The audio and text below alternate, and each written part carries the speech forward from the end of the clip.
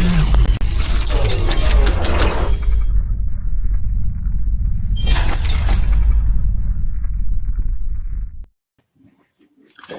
everyone.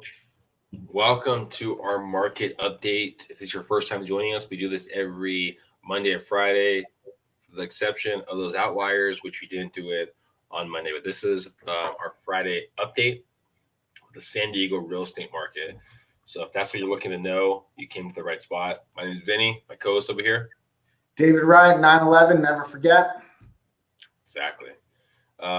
So let's just kind of dive into the numbers. If you've been kind of following us, you'll know that, going over the time that COVID kind of originally started in San Diego County, we're in the March kind of time frame. We had about 1,000 properties hitting the market on a weekly basis. We slowly kind of had a dip as the market as a whole, kind of jumping down to that 500, 600 pricing. We're slowly getting pretty consistent at hitting about 1,000 properties on the market, coming on the market on a monthly basis. Usually when we're looking at the week before the end of the month and beginning of the new month, we'll get a little uptick because you have those properties that out the market. So yeah, and then selling properties sitting pretty consistently about that 800, almost got to that 900. And I would assume by looking over the next couple of weeks, some of those numbers will hit to the 900. Now, under the 700,000, again, if you've been following us, you'll know that's a different market. We've been consistently at the high fours with a little bit of an uptick in July with the low fives.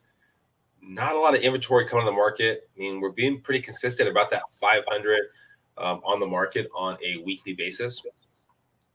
And you kind of tell we had a small little downtick of 300, 400, but then went back up to that 5, 4, 5, 5, 5. And now we more recently have been kind of in that 500, that ballpark.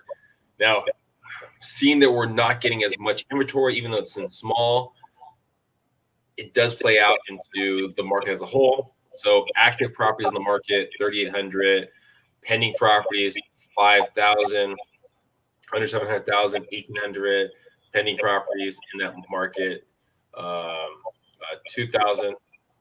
And then again, once you get under 700,000, it's basically half the properties active, pending, and almost 3 times in the detached under 700,000. So when people ask you how the market, rates are really helping out and inventory. So let's just jump into rates right now. Well, so for the week, unfortunately, for those of you who thought interest rates were still going to keep plummeting, they are not. For those of you that refinanced a month ago, you scored better than where rates are now. Unfortunately, also with the data that came out today, inflation increased 0.4%. And basically that target measure lets the Fed know that the economy is recovering, which is now signaling that they don't think these low rate environments are going to last forever. So, maybe a couple more months if you're lucky. If the economy turns downturn much worse because of another outbreak in fall, maybe the rates are going to stay around longer. My best advice to you, if you're shopping for a mortgage right now, get your docs in now. Do that now. Refinance now while the rates they're not at their lowest point because they were lower a month ago, but they're still all-time historically low. The other thing that we're noticing is average U.S. rents usually increase 3.1% per year on a national average. We're only at 2.9 right now. So what's that telling you? Landlords are not increasing the rents. And that's kind of interesting, but that's probably because the U.S. government has a moratorium on basically kicking you out if you're a renter. So that's probably the only reason why. I think once that moratorium is lifted, we're going to have some whole new issues going on. Yeah, in California, they're talking about extending it by putting some stipulations in there and things like that. So if you're a landlord right now, really crazy times, it might be a time to look at least selling and take advantage of the market because that could be something there.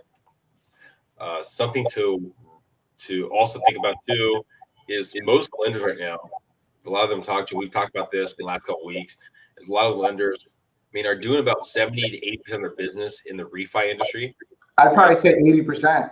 Yeah, which is the opposite of normal. Like, at least for me, I'm usually 80% purchase, 20% refi. Yeah, so people are trying to take advantage of these low rates. So something you really got to be careful about if you are looking to buy a property is talking to your realtor, talking to your lender, and seeing if they really have the time to work with you. I mean, that's one thing that I've been noticing with some lenders is because they're overwhelmed with as many refis as they're getting, they maybe aren't as quick with the purchases.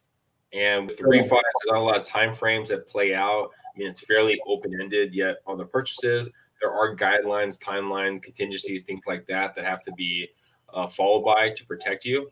So something to really think about when you're looking to buy your property is vetting that lender to make sure that they have enough time to work with you, and also talking to your realtor and understanding the concerns that you might have, that you might be forgotten with basically the overwhelming amount of people that are looking to refi at this time. Yeah, it's different. I mean, the good lenders right now, they're all really busy. That's just the way it is. But you always get preference. You always give preference to people who are purchasing versus people who are refinancing because there is time constraints. So that is taken in consideration. And it's like me and you were talking about, Vinny, the young lady that contacted me that wanted her whole loan done in 2 hours. And I told her I can't do that. Even in a normal market, 2 hours, we can't get it done. But right now, it's like your good lenders, it's a 1 to 2 days, figure everything out, get it done on your purchase and get everything rock solid.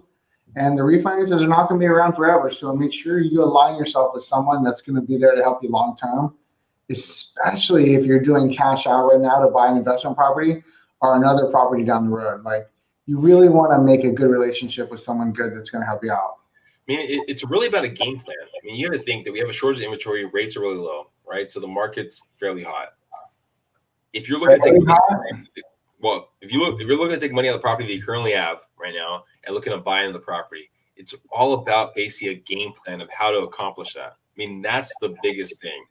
So talking to your lender, talking to your realtor, figuring it out, okay, do I refinance now, take the money out to purchase later on? How do I do this? What's the best way of doing this? Can I sell my property contingent on the purchase of a new property? What am I looking to accomplish? So really looking and diving deeper into those avenues, maybe even a bridge loan. If you have a reverse mortgage or you own the property outright and you're looking to buy using a reverse mortgage, things like that, your lender, especially if they are educated about all the different programs out there, they'll be able to walk you through what's the best way of getting you where you need to get to. Yeah, because there's a lot of options. And for those of you out there who are thinking about buying a home but don't have the full down payment yet, the down payment assistance programs are back. People are still doing them.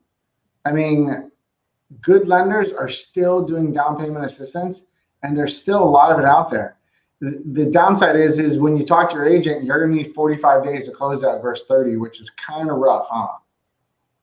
Yeah. So, I mean, just looking at that stuff, know the market, know your lender, know your realtor.